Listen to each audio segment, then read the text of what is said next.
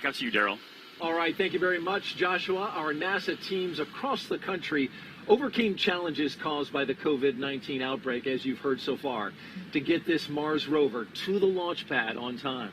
We are about to hear from workers at centers in California and Florida who took every imaginable precaution while managing to get this vital work done.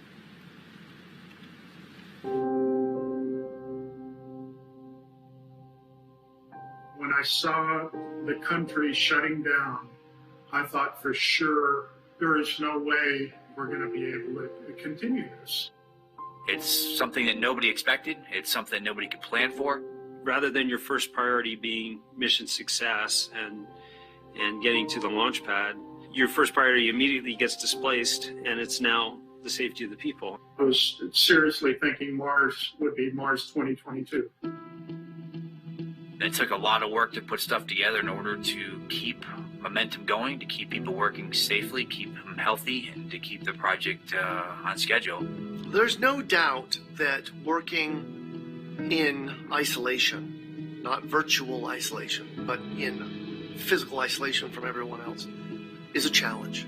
It's hard for me. I have 2 young kids. Sometimes I'm not able to focus or listen probably as well as I would want to. A lot of our work was occurring in a clean room anyways, but that meant that even before we entered the clean room, we had to find ways of ensuring that we were not putting ourselves or others at risk. Most of the time for these missions, our relation with the spacecraft customer is incredibly important. So usually we're able to be here working beside them on their equipment and making sure that all of their needs are covered even before they ask for it. It is a challenge, but we're used to meeting unique requirements here at the hangar, and we pride ourselves in our flexibility. This is just another mission, just with a different set of obstacles that we have to overcome. It might not be, like a broken rocket, but it's it's got its own challenges. Our job is to go into the unknown, and this is just another example of the unknown. How to make this job happen when you're doing it largely through a computer screen. I asked the team a couple months ago if they would like to do something to kind of symbolize and mark these challenges that we faced, and they designed something that we called a COVID-19 perseverance plate that's now affixed to the port side of the rover. It has a globe representing all of us that face this challenge together, the spacecraft leaving the Earth on its way to Mars, and all of this supported by the now familiar staff and servant of the medical community. And we hope that this mission, in some small way, can inspire them in return. Pretty much everybody that I've talked to that's associated with the mission has said the same thing, which you could not have come up with a better name than Perseverance. We have persevered through this. Nobody's given up. We will get this mission done. We will get it done through the pandemic. I think it's a really important symbol of humanity, hopefully persevering through this great challenging time that we have right now. We appreciate that team as well as the medical community that really stepped up and helped. And it's ironic, Moo, because the name Perseverance was chosen by a 7th grader who at the time he submitted that name, he didn't know that we would be faced with a global pandemic. So we are glad to have him and his family here along with the student who named the helicopter to watch the launch in person. Their names are Alexander Mather and Vanessa Rupani, and they are watching from the 5th floor balcony of our engineering building, just a stone's throw away from the countdown clock. Look at that, there they are, looking cool. Alexander Mather, who goes to Lake Braddock Secondary School in Burke, Virginia, submitted the winning essay to name our rover Perseverance. Yeah, they've got a great view. I've seen it from up there. They've got the VAB in the background, as you can see there, so cool. It's such a beautiful setup for this awesome launch. And Vanessa, who you can see her, waving. Hey guys, appreciate you. She's a junior at Tuscaloosa County High School in Northport, Alabama. She entered the contest as well and came up with the name Ingenuity for our helicopter that will accompany our rover to Mars. Thank you both for being here. What a neat view that is. Yes. All right, folks, with the coast phase coming up, we want to let you know that after the launch, it will be about an hour before Mars Perseverance separates from the second stage. When that happens, the rover will then be on its way to Mars, so hang in there. Yeah, don't go away, as we will walk you through the flight around the Earth, and we'll talk live with the astronaut Zena Cardman about our human exploration ambitions and NASA's Associate Administrator of Science, Dr. Thomas Zurbuchen. It's going to be great, folks, so stick around. It's L-minus 6 minutes and 26 seconds now, and time to focus our attention on the launch operation the rest of the way to liftoff. So let's send it back out to Mick Woltman and Joshua Santora. Gentlemen. Thank you. I want to let you listen into the remainder of this poll in motion. Let's go to that now. Range coordinator. Clear to proceed. Launch director. LD is go, and you have permission to launch. Proceeding with the count. ALC, verify T0 is set for 1150 Zulu.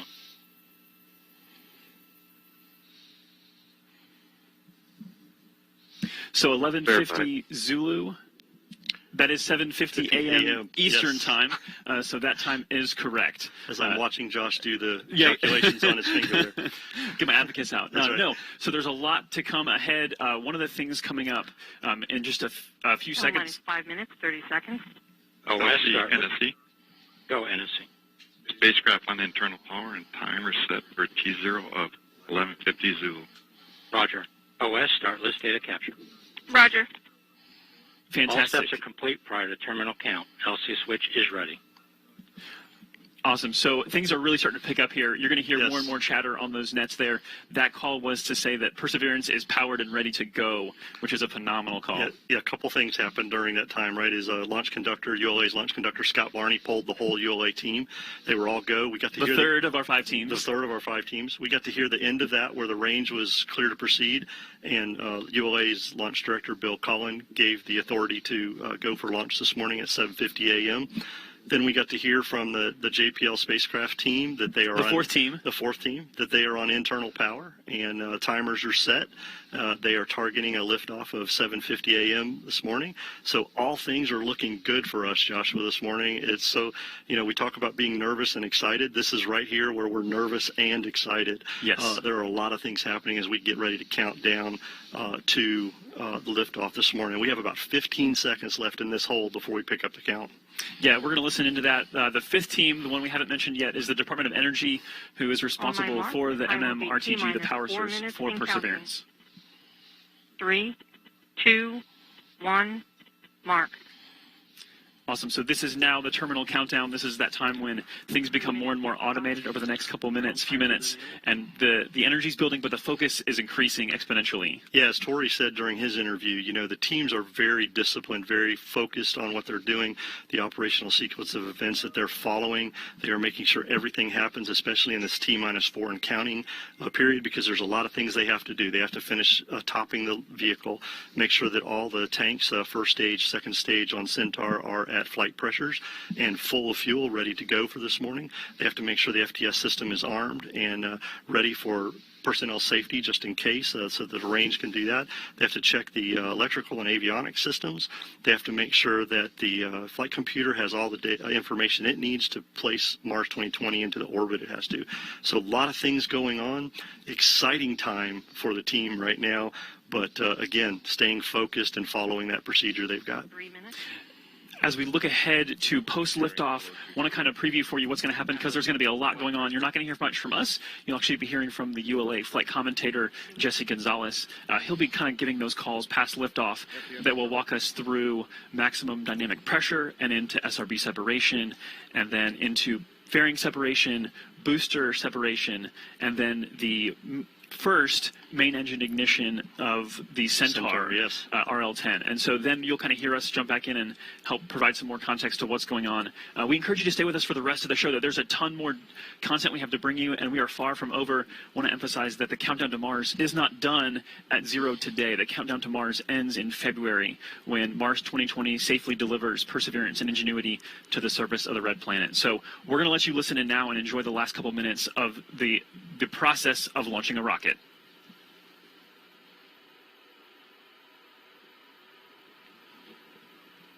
One minute 59. Vehicle internal. 1 minute 55. Launch sequencer start. 1 minute 50. Securing Centaur LH2. Securing Centaur LO2. So there we heard the fueling is 1 wrapping minute up. There. 40. Yep, fueling is wrapping Launch up. enabled. Team is gone. Launch enable's 137. done. Launch conductor sequence is ready to go. They're getting ready to turn the vehicle over to auto FPS sequence at T-minus 31 seconds. So that's a big thing that they're getting done here. At T-minus 25 seconds, we will hear the team give their final goes that everything is ready and 1 the minute launch 20. vehicle is ready to lift off and OCU perform arm. this mission. SCS count 1 started. minute 15. Produce ACS for launch. Roger. 1 minute 10. Then valves locked.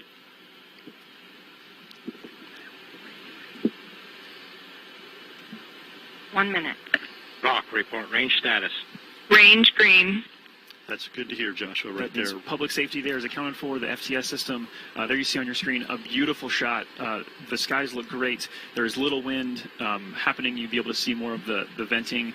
If there were wind, the trail of that venting. So we're ready to go. And actually, that's an 40 important seconds. point. The reason we don't see that Stable venting at is the F3. vent valves have been locked up to put flight pressure into the tanks.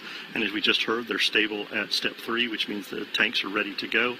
And here at about 5 seconds, we will 28 hear seconds. the team ECS reduced for launch. give their Roger. final go. 25 seconds. Status check. Go Atlas. Go Centaur. Go Mars 2020. There we go. We are ready to go lift off this morning, Joshua.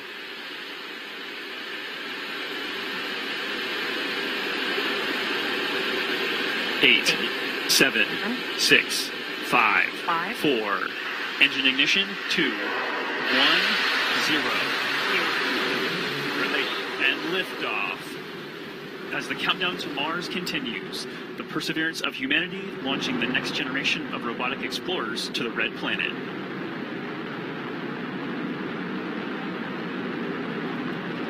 And Atlas TU has gone to closed loop control.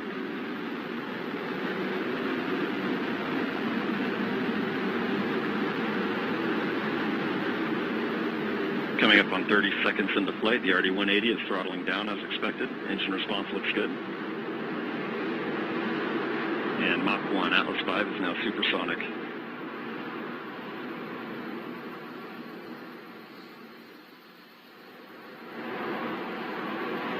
And passing 45 seconds into flight, vehicle is now passing through max Q, maximum dynamic pressure.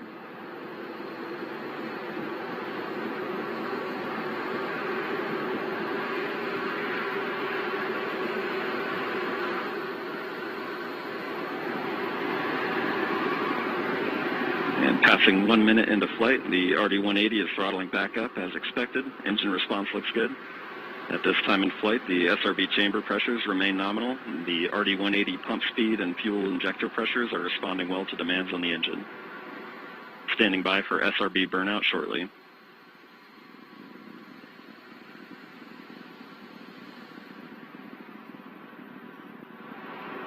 And we have burnout on all 4 SRBs. Burnout pressure signatures look good. Standing by for SRB jettison shortly.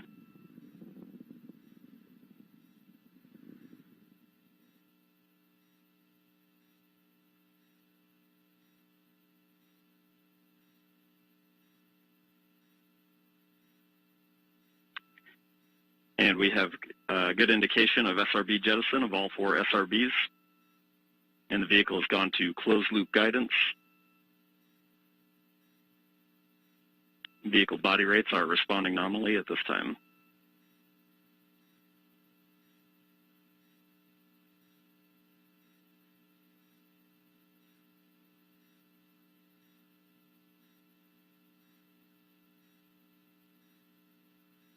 And coming up on 2.5 minutes into flight, the RD-180 is throttled down slightly as expected. Engine response continues to look good. At this time, the vehicle is 50 miles in altitude, 85 miles downrange, traveling at 6,000 miles per hour.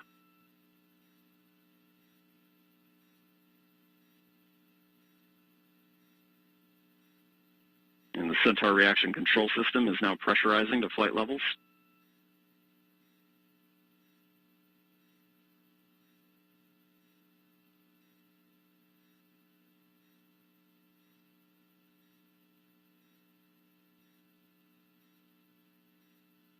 And just past 3 minutes into flight, the RD-180 is now throttling to maintain a constant 2.5 G acceleration limit for payload fairing jettison.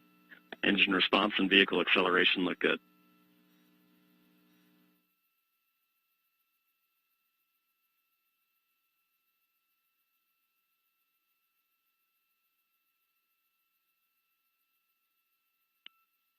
we have good indication of payload fairing jettison and Centaur forward load reactor deck jettison.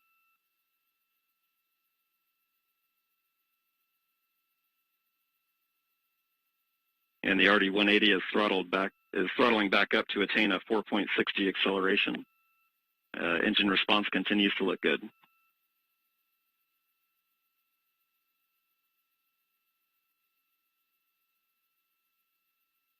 And Centaur has begun the boost phase chill down sequence to thermally condition the RL-10 for operation.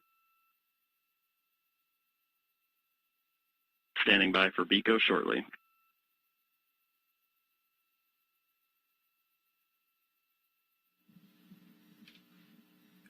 BECO's the call for booster engine. And we have BECO, booster engine cutoff, standing by for stage separation.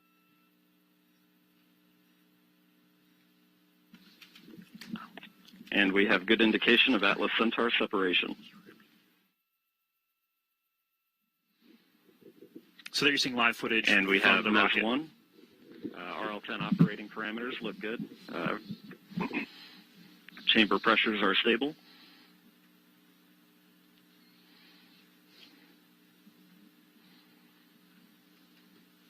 This will be the first of 2 burns for today's mission. This first burn will be approximately 7 minutes in length.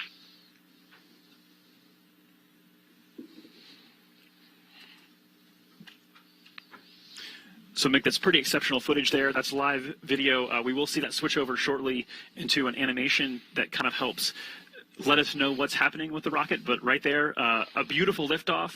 Fun to feel that rumble in the building here as we proceed towards orbit and then towards Mars destination. Yeah, absolutely. It was great watching an on-time liftoff of the Atlas V with that little over 2 million pounds of thrust. Cleared the tower in roughly 5 seconds. Josh, you and I worked the InSight mission, and if you recall, that mission on the West Coast took about 17 seconds to get past tower. So with those 4 solids today, this thing really got out of here and on its way. It's, as we hear from Jesse, everything's looking nominal, and all vehicle parameters are within the design limits, and we're getting ready to come up on a main engine start for that first burn that Jesse was talking about. Yeah, so recapping this countdown to Mars, the stations began to be filled up this morning just after midnight. Preparations, fuelings, powering up, all the way through that liftoff that happened. I think, Mick, it wasn't precisely on time. I think you said it was like 10 milliseconds early. So it's pretty much dead on. Yeah, dead on. This team does a great job. As I said, they're very focused, very disciplined. As Tori also said, courageous. They have done a lot of work to get us to this point today through this pandemic, changed how they did some of their work, made adjustments as needed. A lot of cleaning, a lot of things, a lot of wearing their face masks, doing all kinds of things. And so this is an exciting time, not only for the JPL team in Mars 2020, but everybody that's worked this mission, and for the country and the agency. So this is exciting to see. We still have a long way to go, Joshua, before spacecraft separation. Yeah, we had a really quiet countdown today, which is phenomenal, that we got off the ground on time. And we are proceeding now that we are in the middle of the first burn. It's tough to make out, but that engine is lit and it's firing. So we are in motion. There you go. There's that animation we talked about. The telemetry there as we switch to a TDRS compatible data format. TDRS overall telemetry quality is very good. The space tracking system. So there you go. This is not an actual video, but this is an animation that's driven by real data. So although we're not actually seeing the engine on screen right now, we can see that the engine is lit, and that is driven by the data that says that the engine is truly lit and we're in this burn. Yeah, the launch vehicle continues to send telemetry to the launch team via the TDRS network, as you mentioned, and that allows them to continue to watch what's going on and make sure all their sequence of events meet their timeline. We continue on a nominal flight this morning. This first burn, as we heard earlier, will be about 6 minutes. This will get us into that park orbit around Earth, allow us to get on our way, and then get into that approximately 30-minute coast period that we're going to have. 8 minutes into flight, beginning to see the Centaur PU system balance out mass errors, seeing very stable body rates in the Centaur. So we've mentioned 5 teams at play, and although if you were watching, hopefully you got a chance to see this in person, if not on camera, it's easy to kind of say, oh, it's over, like job done, but all 5 of these teams still very much engaged, still very much focused, because there's a lot of work ahead as we proceed through this first burn, and then a coast phase, like you mentioned, Mick, and then a second burn, and then spacecraft separation and the acquisition of signal from Mars 2020. So a lot more coming up here. Mick, I know for Launch Services Program, you guys manage the launch. So what does that mean? I mean, this is you guys' work in action right now. By the way, that's the 5th team that we didn't get to mention. We talked about JPL, we talked about DOE, we talked about United States Space Force, and United Launch Alliance. LSP, we are like the brokers to select this launch vehicle and help with manage this mission. So we get our spacecraft customer, the JPL folks, they come to us. They have some certain requirements that they need for this mission. The Launch Services Program made up of engineers and flight analysis folks, and they look at everything, they help define those requirements, and then we go out and procure a vehicle from a commercial partner. In this case, it was the Atlas 541 for the Mars 2020 mission that was needed for performance, right? As you and I have talked over the last several days, Josh, one of the things that was important for us to look at was that performance, to be able to get Mars 2020 onto that transfer orbit into solar orbit to intercept Mars in 7 months. It's kind of analogous to a football game, right? With a quarterback trying to throw a pass downfield. You need a quarterback with a lot of performance who can get that ball down there where it needs to be, so the receiver can intercept that. In our case, 7 months later. There you go. Yeah, it's the longest football pass ever. The Earth is the quarterback, the Atlas is the quarterback's arm, Perseverance is the football, and Mars is the receiver. That's exactly right. And what we also talked about is that technically, you could launch to Mars at any time if you had a rocket that was powerful enough.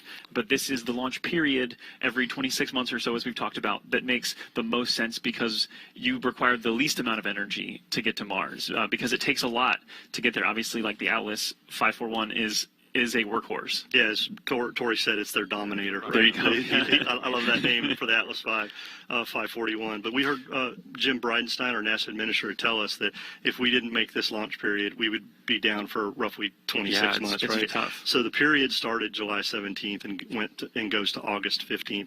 Today, July 30th, was one of those launch opportunities that we had. We had a 2-hour window, and within that window, we had several opportunities. 25, actually. Yeah. 25 opportunities. And we launched at the beginning of the window on our first opportunity to get Mars 2020 going on its way. And that, that sounds like a lot, and it is. The flight analysis group, both at JPL, LSP, and ULA, did a lot of work to pick out those target sets and figure out where we needed to be. So they've done a great job, and we'll see how this mission continues. So, Mick, tell us about the 2 burns required here, and we're actually coming up on the end of the first one.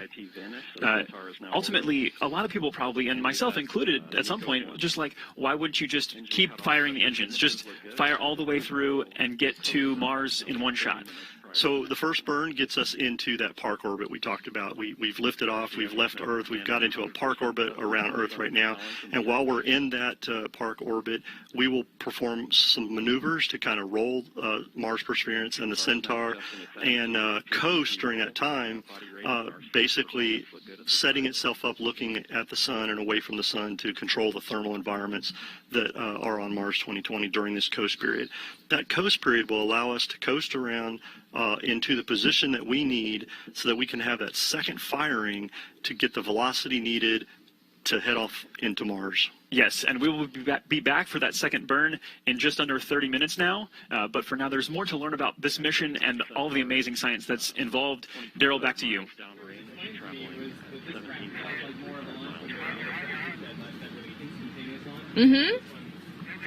All right. Thank you very much. Great launch and great job, guys. Back outside now to recap. An Atlas V rocket carrying Mars Perseverance rover launched on time from the Cape Canaveral Air Force Station at 7:50 a.m. Eastern Daylight Time. Incredible. After the rocket took flight, it separated from the first stage and was then boosted into orbit by the Centaur's second stage. Perseverance is now preparing for a second burn that will put it on a trajectory toward Mars. That's just incredible to say. It gives me goosebumps. It really is. And we're so excited about that as well. And while we wait for that second burn, hang in there with us because we got a lot of exciting coverage to go. We're going to welcome in one of our launch guests, Dr. Derek Muller. He is the creator and host of the popular science education channel on YouTube called Veritasium. He also holds a doctorate in physics education, so he's really smart. And that's why you saw us kind of having some fun, because Derek was here on set. We were just having a good time talking about this launch, which I got to start off with that, Derek. Your first time seeing a launch in person.